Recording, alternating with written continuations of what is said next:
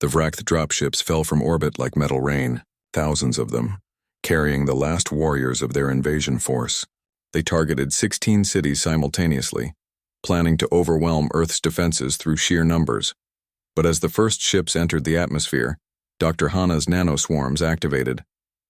The microscopic machines swarmed over the alien vessels, burrowing into their hulls and electronics. Ships began malfunctioning mid-descent. Some crashed. Others landed damaged and vulnerable. Commander Jiwoo commanded the defense of Seoul. She stood on a rooftop command post, watching the enemy ships land in the city streets. Vract warriors poured out, their weapons firing at anything that moved. "All units engage," she ordered calmly. "Remember the plan. Use the buildings. Use the terrain. Make them fight for every street." Human soldiers opened fire from windows and rooftops. The streets had been rigged with explosives. When Vract warriors advanced down a major avenue, Jiwoo detonated charges that brought entire buildings crashing down on them. The Vract were stronger and better armored than humans. But humans knew this city. Every alley, every building, every sewer tunnel became part of the battlefield. The aliens found themselves fighting in 3 dimensions, never knowing where the next attack would come from. In the new Amazon arcologies of Brazil, General Ha-Jun commanded a different kind of battle. The massive tower cities were vertical battlefields, hundreds of floors connected by tunnels and bridges. Ha-Jun's forces lured the Vract into the towers, then collapsed floors above and below them, trapping them in isolated sections. "Flood sectors 45 through 52, Ha-Jun ordered. Engineers opened water mains, drowning the trapped Vract warriors. It was brutal and efficient. In the African desert installations, Lieutenant Bo Young used the environment as a weapon. Sandstorms, both natural and artificially generated, reduced visibility to near zero. Automated drones hunted Vract warriors in the blinding sand, using sensors that the aliens' equipment couldn't match. The ground war raged for 3 weeks. It was the bloodiest fighting humanity had ever experienced. Entire neighborhoods were destroyed. Millions of civilians died despite the evacuation efforts. But the Vract losses were even worse. The nanoswarms spread through their forces like a plague. Armor cracked. Weapons jammed. Communication systems failed. The aliens found themselves fighting with increasingly unreliable equipment against an enemy that seemed to be everywhere at once. Captain Tae Yang, now Fleet Admiral Tae Yang, despite his youth, coordinated the global defense from orbit. His cybernetic enhancements let him process information faster than any normal human. He saw patterns in the chaos and directed forces where they were needed most. "Seoul needs reinforcements," he noted. "Redirect the European Reserve. New Amazon is holding steady. Send their reserves to Cairo." An aide looked at him with concern. "Sir, you've been awake for 48 hours. You need to rest." "I'll rest when they're all dead," Tae Yang replied without emotion. The war had changed him, made him colder, but also more focused. In the ruins of what used to be Istanbul, the last major Vract stronghold held out. Their commander, Second Commander Vexthor, realized the situation was hopeless. They were cut off, running low on ammunition, and surrounded by human forces that attacked relentlessly day and night. He had expected humans to fear death. Instead, they seemed to embrace it as a tool. Wounded soldiers would detonate explosives rather than be captured, taking Vract warriors with them. Civilians fought alongside military forces, using improvised weapons with desperate courage. Vexthor made the decision his pride had prevented earlier. He sent a surrender offer to Admiral Dongha. The reply came within an hour. "Unconditional surrender only. Lay down all weapons. All war criminals will be tried for their actions. No negotiations." Vexthor looked at his remaining officers. They were exhausted, wounded, and knew they had lost. One by one they nodded. The Vract Empire's invasion of Earth ended not with a glorious battle, but with quiet surrender in the ruins of a burning city. The last Vract warriors were taken into custody. The war was over. 3 months later, Vexthor stood trial before the Terran Council. The courtroom was filled with survivors, journalists, and officials from every nation. Vexthor was asked to explain his actions and the reasoning behind the invasion. "We are the Vract Empire," he said, his voice tired. "We have conquered 47 civilizations. We studied your broadcasts for months before arriving. We saw your conflicts and divisions. We thought we understood you." He paused, looking at the humans in the courtroom. "But we were wrong. You fight each other because you have the luxury of peace. But when threatened from outside, you become something else, something terrifying. We wanted your world. You were willing to destroy it rather than let us have it. You sacrificed billions of your own people just to hurt us. What kind of species does that? Commander Ji-woo, present as a witness, stood up. A free one, she said simply. We would rather die on our feet than live on our knees. Vexthor was sentenced to life imprisonment.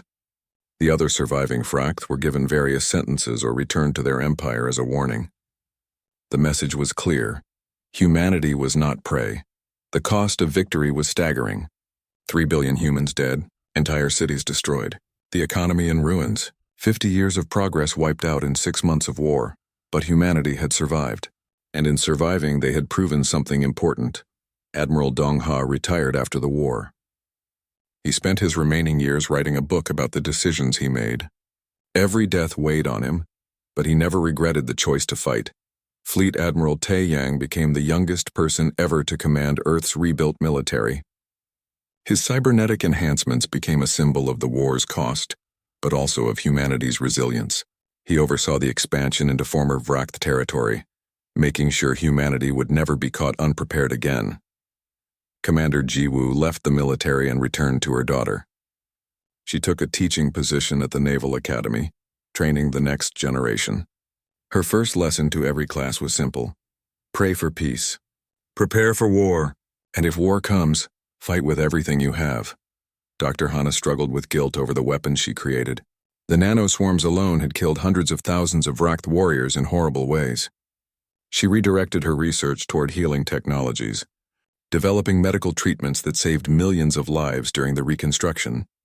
10 years after the war, a memorial was built on the moon, near the site of Dr. Hana's weapon. 2 billion names were carved in crystal matrices that orbited the moon, visible from Earth as a ring of light. At the dedication ceremony, Fleet Admiral Tae Yang spoke to the assembled crowd and broadcast to the entire solar system. They thought Earth would surrender. They thought we were weak and divided. They learned the truth too late. Humanity's greatest strength isn't our technology or our weapons. It's our refusal to give up. Ever. We are the species that survived ice ages and plagues. We are the species that reached for the stars and made them ours. And we are the species that, when offered slavery or death, chose to fight and prove there was a third option. Victory. These names represent those who paid the ultimate price for our freedom. We honor them not with sadness but with determination. We will never forget. We will never surrender. And we will never allow what happened here to happen again. The memorial activated. 2 billion names glowing like stars against the darkness of space. Across the galaxy, the Vract Empire withdrew from human space. They sent warnings to other species, avoid the humans.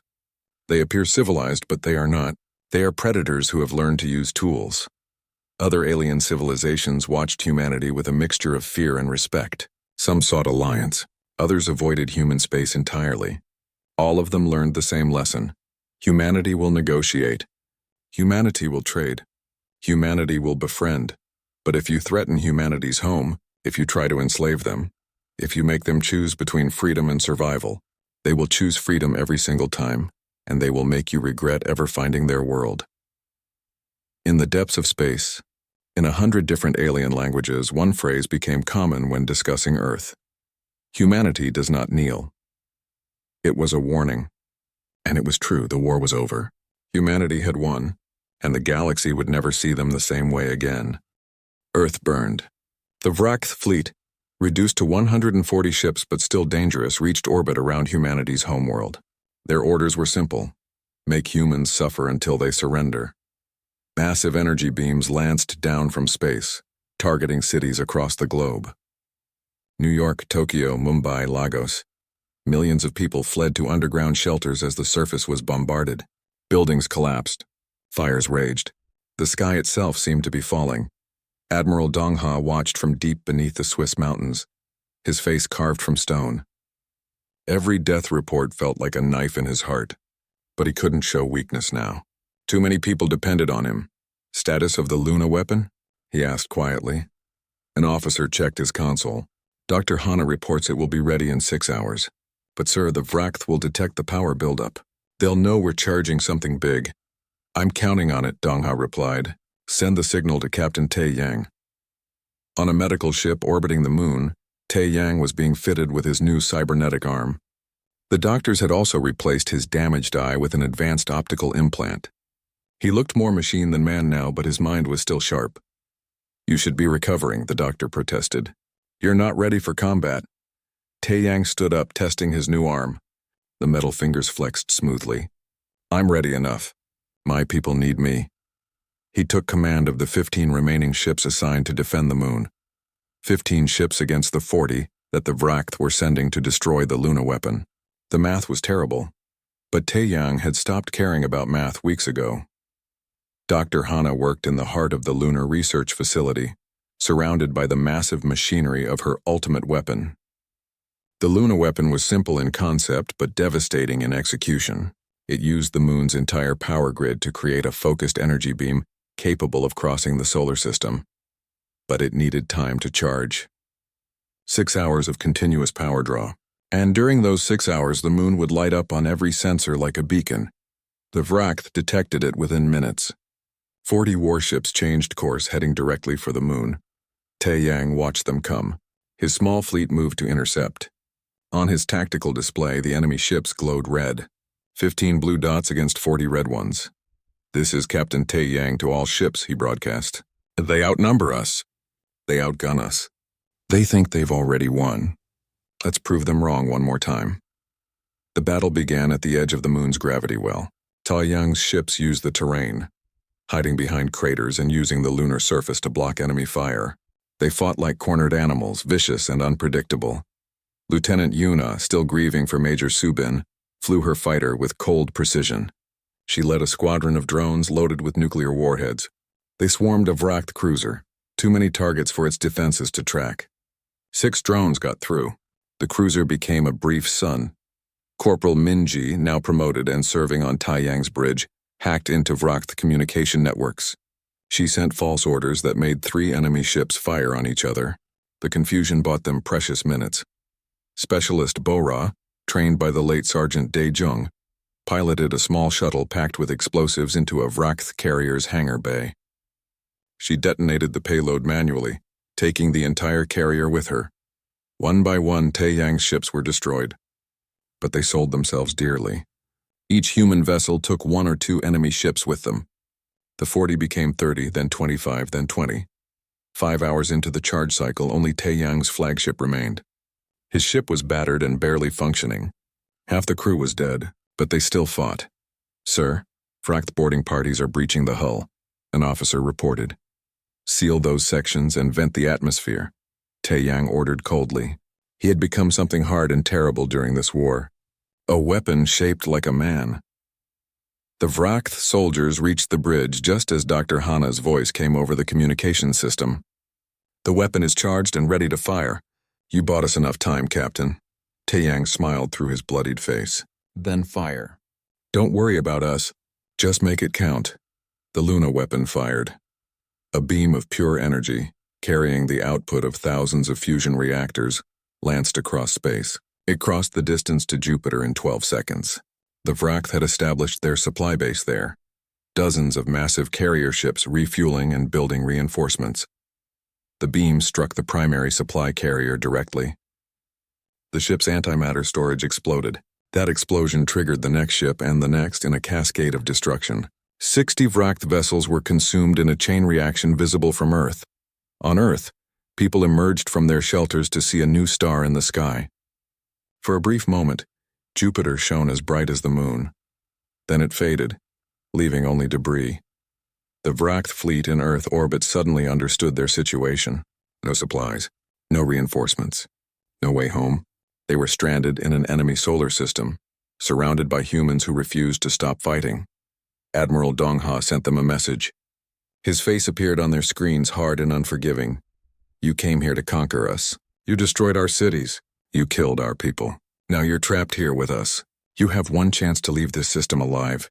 Surrender your weapons and leave immediately, or you can continue fighting and we will destroy every single one of your ships. The choice is yours, but choose quickly. We're done being patient." On the Vract command ship, the acting commander stared at the message in disbelief. Surrender? The Vract Empire had never surrendered. Not once in their history, but they also had never been in this position before.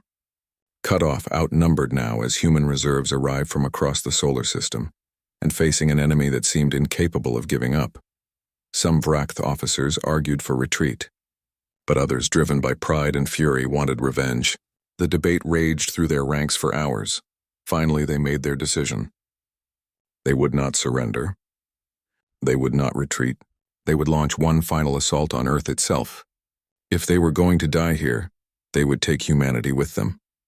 They began preparations for a massive orbital drop. Every Vrakth warrior, every weapon, everything they had left would be thrown at Earth in one desperate attack. The Vrakth expected this to break human morale. Surely, faced with their world's destruction, humans would finally surrender. They still didn't understand. Humans don't break. The more you push them, the harder they fight back. As the Vrakth prepared their assault, Earth prepared too. Every civilian with military training was armed. Every city became a fortress. Every factory worked around the clock building weapons. Dr. Hana activated her final project, something she had hoped never to use. Nanoswarms, microscopic robots designed to infiltrate and destroy enemy technology. She released them into Earth's atmosphere. Billions of invisible machines waiting for the Vrakth to come down. Commander Jiwoo, reunited with her daughter for one brief day, kissed the girl goodbye and returned to her command. She knew she might not survive the coming battle, but she would fight anyway because that's what mothers do. They protect their children's future no matter the cost. Captain Tai Yang, rescued from his dying ship, was already back in a command chair despite his injuries. His new cybernetic parts made him stronger, but his humanity made him dangerous. All across Earth, people prepared for the final battle. They were scared. Many would die, but none of them considered surrender. The Vrakth were about to learn the most important lesson about humanity. You can hurt humans. You can kill humans. You can back them into a corner with no escape, but that's when humans become most dangerous. Because when humans have nothing left to lose, they become willing to sacrifice everything to take their enemies down with them. The final battle was coming, and only one species would survive it. The Vrakth fleet moved through space with confidence. They had done this many times before, 300 warships advancing in perfect formation toward a primitive world that dared to refuse them. Supreme Overlord Thexerl sat in his command throne, already planning the victory celebration. Commander Jiwoo watched them come. Her fleet of 70 ships looked tiny compared to the alien armada. But she wasn't planning to fight them head-on. That would be suicide. Hold positions, she ordered calmly. Wait for my signal. The Vrakth reached the Kuiper Belt, the ring of ice and rock at the edge of the solar system. They detected the human ships waiting there and increased their speed. This would be over quickly. Then Jiwoo gave the order. Now! Suddenly the space around the Vrakth fleet came alive. Thousands of objects that had looked like ordinary asteroids and space debris began moving. They were rockets attached to chunks of rock and ice, all carefully positioned over the past 3 days. The asteroids accelerated rapidly, reaching incredible speeds. At those velocities, even a small rock became a devastating weapon. Physics didn't care about shields or armor when something hit you at a fraction of light speed. The first impacts caught the Vrakth completely by surprise. A boulder the size of a car punched through a warship's hull like it was paper. The ship exploded in a brilliant flash. Then another. And another. 30 Vrakth ships were destroyed in the first minute. 40 more were badly damaged, their hulls breached and systems failing. The perfect formation broke apart as ships tried desperately to dodge the incoming projectiles. On the command ship, Thexerl roared in fury. Return fire. Destroy those human vessels! But the human ships were already moving, scattering in different directions. They had never planned to stay and fight. The trap was the weapon, not the ships. Lieutenant Kyung-soo was piloting his fighter when a Vrakth beam weapon clipped his wing. His small craft spun out of control, systems failing. He could eject and hope for rescue, or he could do something that mattered. He aimed his dying fighter at the nearest Vrakth cruiser and pushed the engines to maximum. For Earth, he whispered, and crashed directly into the ship's engine section. The explosion took out the entire rear half of the cruiser. Across the battlefield, other human pilots saw what Kyung-soo did. They understood the message. Every ship was a weapon. Every life could make a difference. The battle lasted 4 hours. When it was over, the Vract had lost 70 ships. The human fleet lost 30. In any normal calculation, the Vract still had the advantage. But this wasn't a normal battle. For the first time in their history, the Vract Empire retreated. They pulled back to regroup and reassess. Their commanders couldn't understand what had happened. How had such a primitive species hurt them so badly? One Vract officer reviewed the battle footage over and over. Finally, he made a report to Thexeral. Supreme Overlord, these humans don't fight like other species. They use deception. They turn their environment into weapons, and they sacrifice themselves willingly if it means hurting us. Thexeral crushed the datapad in his clawed hand. They are insects. Annoying insects. We will crush them. But even as he spoke, doubt crept into his mind. He had been in hundreds of battles. He knew the look of a defeated enemy, and the humans didn't look defeated. If anything, they looked angry. On Earth, celebrations were brief. Yes, they had won the first battle. But everyone knew the war was far from over. Admiral Dongha gathered his commanders for an emergency meeting. Dr. Hana was there too. I've been authorized to deploy the experimental weapons, she said quietly. The quantum warheads, the plasma cannons, everything we developed but never dared to use. Will they work? Admiral Dongha asked. Honestly, I don't know. We've never tested them in real combat. Some might fail, some might work too well. She looked around the room. But we're past the point of safe choices, aren't we? Captain Tae Yang spoke up from his ship. His face on the video screen showed exhaustion but also determination. I have a plan. It's dangerous and probably crazy. But if it works, we can hurt them badly. He explained his idea. A small team would infiltrate the Vract command ship using captured alien shuttles. They would plant bombs in the reactor core and upload a virus into the navigation systems. The room was silent for a moment. Then Commander Jiwoo nodded. I'll provide the distraction. My fleet will attack their forward positions while your team goes in. I'll lead the infiltration team personally, said Major Subin, a special forces officer. She was small and quiet, but everyone knew her reputation. She had completed missions that were supposed to be impossible. Over the next 3 days, preparations were made. Dr. Hana worked around the clock to prepare the quantum charges. Major Subin selected her team carefully. Corporal Minji, a brilliant hacker. Sergeant Daejung, an expert in explosives. Lieutenant Yuna, the best pilot in the fleet. Meanwhile, the Vract were preparing their revenge. They couldn't accept what had happened at the Kuiper Belt. They needed to send a message that resistance was futile. They chose Titan, Saturn's largest moon. 16,000 humans lived there in sealed habitats, mining the moon's resources. It was far from Earth, isolated and poorly defended. The Vract attack was brutal and swift. Their warships bombarded Titan from orbit. The habitation domes shattered. The people inside had no chance to evacuate. In less than an hour, everyone on Titan was dead. The footage reached Earth 6 hours later. The world watched in horror as the recording showed peaceful settlements being obliterated. Children's playgrounds, schools, homes, all turned to debris and frozen corpses. The Vract broadcast a message with the footage. This is the price of resistance. Surrender now, or every human settlement will suffer the same fate. They expected terror.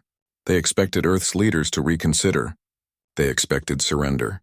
Instead, something else happened, something the Vract couldn't understand. Humanity got angry. Recruitment centers were overwhelmed with volunteers. People lined up for blocks to join the military. Factory workers volunteered for extra shifts to build more weapons. Scientists shared research freely, abandoning patents and secrets. Artists created propaganda that inspired millions. An old woman in Seoul was interviewed on the news. She had lost her grandson on Titan. When asked if Earth should surrender to prevent more deaths, she looked directly into the camera and said, "My grandson died free. I will not dishonor his memory by becoming a slave. Make them pay for every drop of human blood." The interview went viral. Her words became a rallying cry. Admiral Dongha watched the public's reaction with mixed feelings. Pride and sorrow warred in his heart. "We're going to lose millions more before this is over," he said quietly to his aide. "Yes, sir," the aide replied. "But we'll lose as free people, not as slaves." Captain Tae Yang's infiltration mission launched 2 days later. 4 people in a small shuttle, heading toward the heart of the enemy fleet. They were scared. They knew the odds were terrible, but they went anyway, because that's what humans do. When backed into a corner, they don't surrender. They fight back with everything they have. The Vract were about to learn this lesson in the most painful way possible.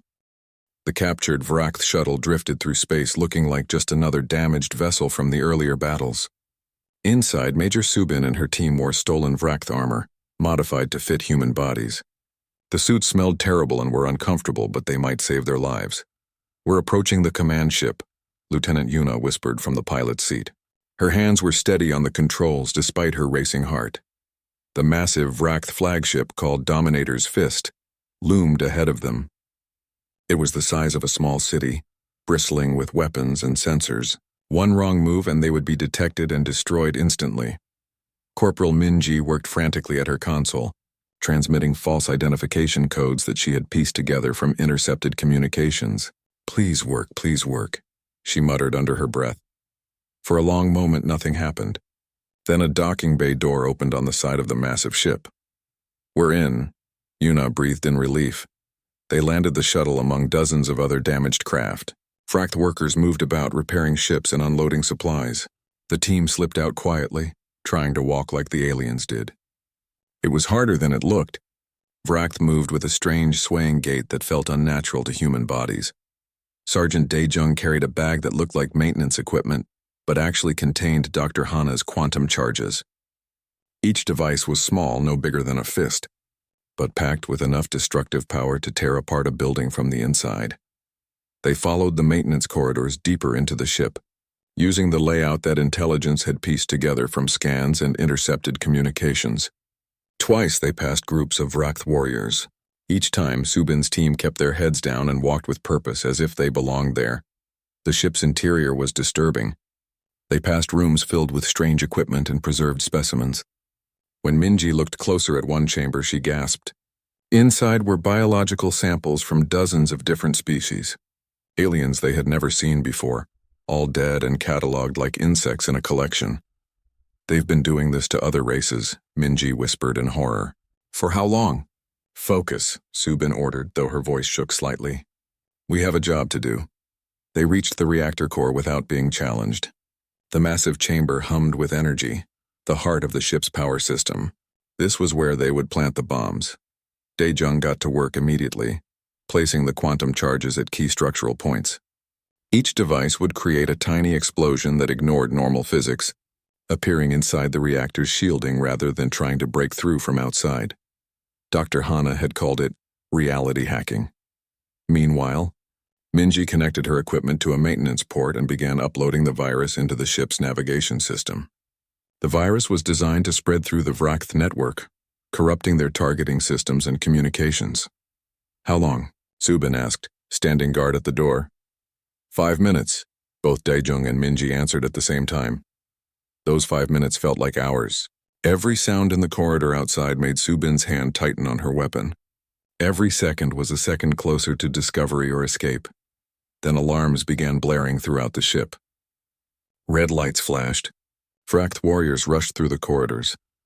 "We're detected," Yuna said urgently through their communication link. "I don't know how, but they know we're here." "Keep uploading," Subin ordered Minji. To Daejung, she said, "Finish placing the charges. We're not leaving until the job is done." Vract warriors appeared at the end of the corridor. They roared when they saw the humans and charged forward, weapons firing. Subin stepped into the doorway and returned fire. Her weapon, a modified plasma rifle taken from a dead Vract soldier in the first battle, spat bolts of superheated energy. 2 aliens fell. 3 more took their places. "Done." Daejung shouted, "Me too." Minji added, yanking her equipment free from the port. "Run," Subin ordered, covering their retreat. They raced through the corridors, no longer trying to hide. Alarms screamed. Warriors pursued them from every direction. It became a desperate chase through the alien ship's maze-like interior. Yuna had the shuttle's engines running when they burst into the docking bay. Vract soldiers were right behind them, weapons firing. Energy bolts scorched the air. "Go, go, go," Subin shouted as they scrambled aboard. But there were too many enemies. The shuttle's door was still closing when a Vract warrior reached it. The alien jammed its clawed hand into the gap, trying to force it open. Subin made a decision. She grabbed a plasma grenade from her belt and shoved it into the warrior's hand. Then she hit the manual door release. The door slammed shut. The warrior was thrown backward, Subin activated her suit's emergency thrusters and rocketed away from the shuttle, drawing the enemy's fire. "Major, no," Yuna screamed. "Get them home," Subin's voice came over the radio, calm and steady. "Tell them it was worth it." The shuttle launched as Subin fought alone in the docking bay, surrounded by dozens of Vract warriors. She took down 10 of them before they overwhelmed her. Her last act was to detonate her suit's power core. The explosion killed 50 Vract and gave the shuttle the precious seconds it needed to escape. On the shuttle, tears ran down Yuna's face as she piloted away from the massive ship. Daejung sat silent, staring at nothing. Minji quietly activated the detonator for the quantum charges. Deep inside the Dominator's fist, the charges exploded. But these weren't normal explosions. The quantum warheads created tiny rifts in space-time, appearing inside the reactor's containment fields. The reactor, suddenly exposed to dimension-breaking forces, began tearing itself apart. Supreme Overlord Thexrel was on the bridge when the alerts started. He watched in disbelief as his ship began to die around him. "What is happening?" he roared. "The reactor is destabilizing," an officer shouted. "We need to evacuate." But there was no time. The reactor reached critical mass and exploded with the force of a small star. The Dominator's fist and 12 nearby ships were instantly vaporized. The shockwave damaged dozens more. Thexrel's last thought as the explosion consumed him was confusion. How had such primitive creatures done this to him? Back on Earth, Admiral Dongha watched the explosion through long-range sensors. A cheer went up in the command center. The enemy flagship was destroyed. The alien command structure was in chaos. "Now," Dongha said firmly, "launch everything we have. Hit them while they're disorganized." Commander Jiwoo led the attack personally. Earth's entire fleet emerged from hiding spots throughout the asteroid belt. This time they had new weapons. Antimatter torpedoes that Dr. Hana had rushed into production. Plasma cannons that could punch through Rakth shields. Swarm drones that kamikaze into enemy ships by the thousands. The Battle of Mars began at dawn, Earth time. It raged for 18 hours straight. Space became a hell of explosions and debris. Ships burned. People died. Both sides fought with desperate fury. Captain Taeyang's cruiser took heavy damage in the first hour. Half his crew was dead. The engines were failing. But he saw an opportunity. A Vract dreadnought was damaged and vulnerable. "All power to engines," he ordered. "We're going to ram them." His crew understood immediately. They strapped in and pointed the dying ship at the enemy vessel. The cruiser accelerated, building speed. At the last second, Taeyang and 3 surviving crew members ejected in an escape pod. The cruiser hit the dreadnought at full speed. The collision broke both ships in half. When rescue teams found Taeyang's pod 3 hours later, he was unconscious and badly injured. His left arm was gone. Burns covered half his face. But he was alive. The battle finally ended as the Vract fleet retreated again. They had lost over 100 ships. Earth's fleet was reduced to a fraction of its original size. But they had won. More importantly, they had proven something. Humanity could be hurt. Humanity could be killed. But humanity could not be broken. In the wreckage of the battlefield, a message pod was found.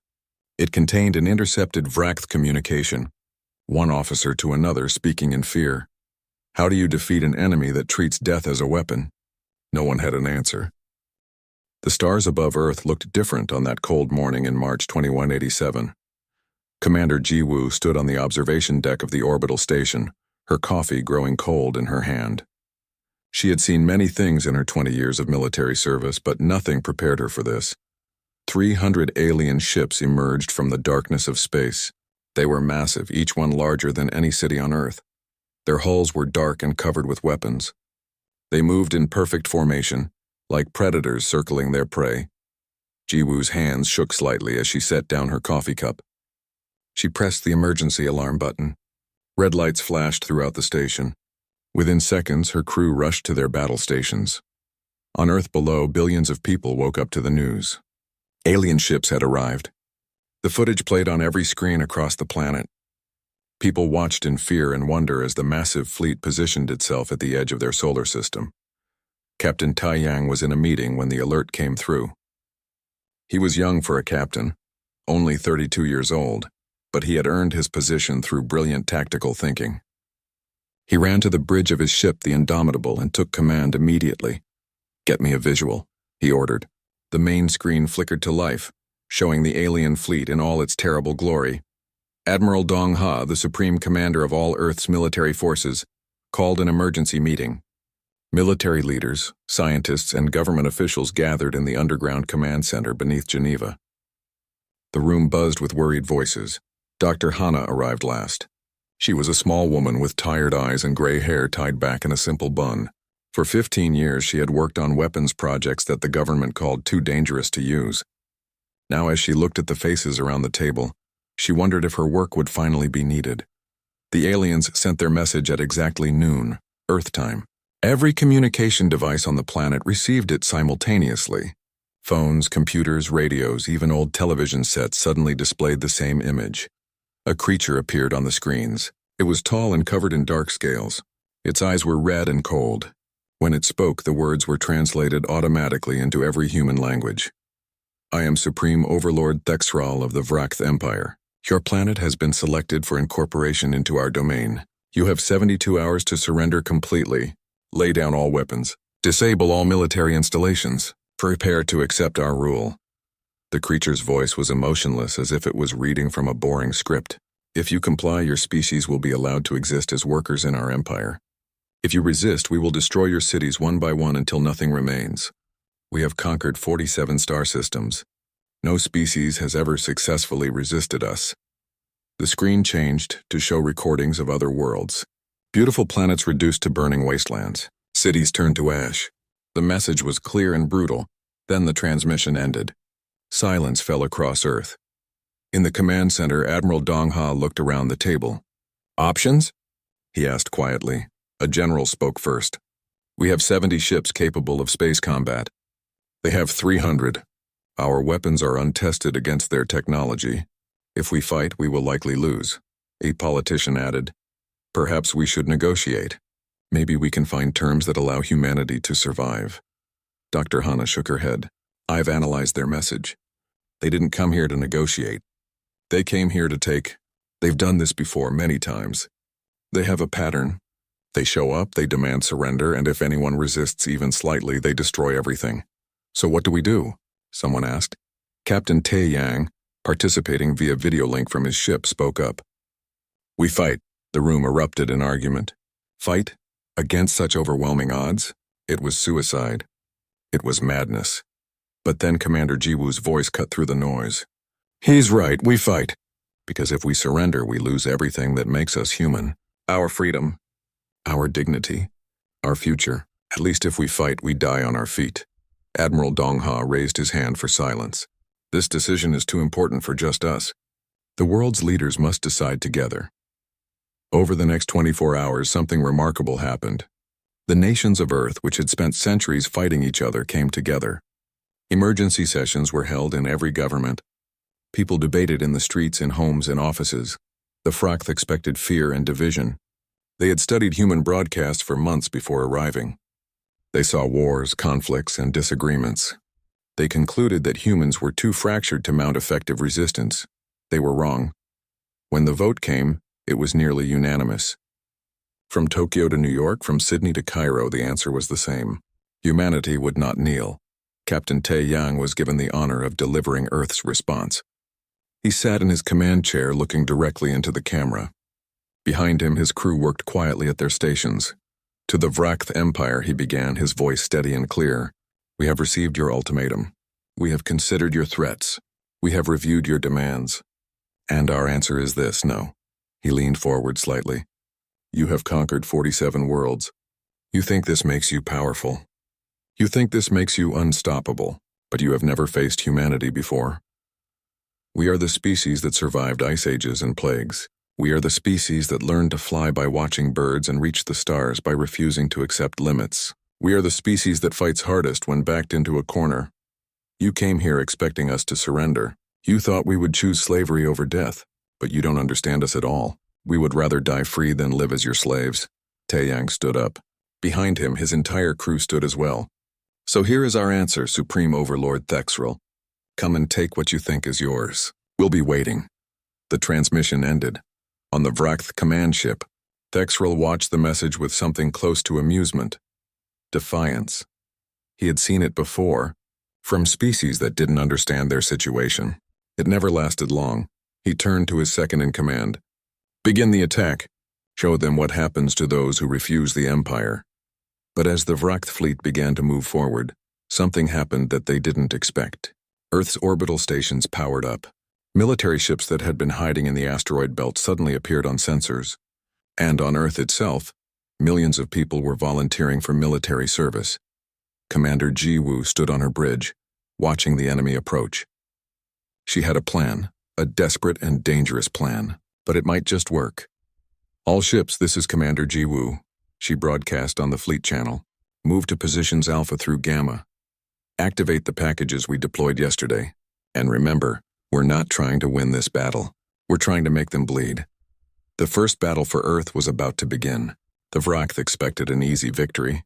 They expected humans to break and run at the first sign of real combat. They were about to learn their first lesson about humanity. Humans don't break easily, and when they fight dirty.